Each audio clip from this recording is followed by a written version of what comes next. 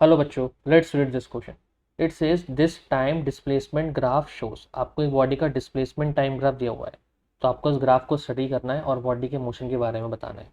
तो गाइस सबसे पहले देखो डिस्प्लेसमेंट टाइम ग्राफ। इस ग्राफ से आपको क्या पता लग रहा है कि ग्राफ एक कर्व है, स्ट्रेट लाइन तो नहीं है। ठीक है ना। अच्छा, अब डिस्प्लेसमेंट टाइम ग्राफ का जो स्लोप होता है गाइस, वो हमें क्या देता है? डिस्प्लेसमेंट वर्सेस टाइम ग्राफ का जो स्लोप होता है, ये एंगल थीटा है। तो गाइस इसका स्लोप क्या हो जाएगा? Tan theta.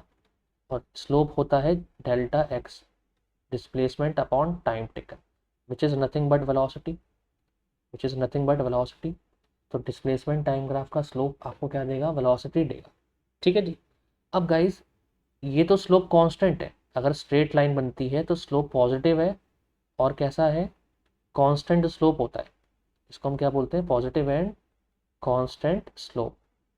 लेकिन हमारे क्वेश्चन में जो स्लोप है वो कैसा है? आप देख रहे हो ग्राफ कर्व बन रहा है, तो आप देख रहे हो हर पॉइंट पे जो इंक्लिनेशन है वो चेंज हो रहा है ना।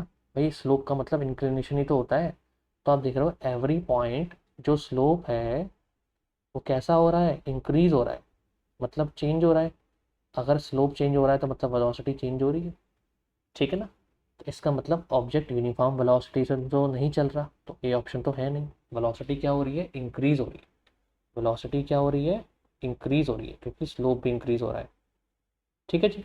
अच्छा, अब वेलोसिटी चेंज हो रही है मतलब ये कि मोशन कैसा होता है गाइस? ये मोशन एक्सेलरेटेड है, राइट। तो इसको हम बोलते हैं यूनिफॉर्म एक्सेलरेटेड मोशन, या फिर बोल दो यूनिफॉर्मली एक्सेलरेटेड मोशन।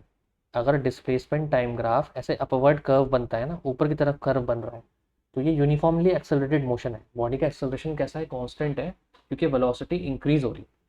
ठीक है। तो बी ऑप्शन में क्या बोला है? An object moving with non uniform motion.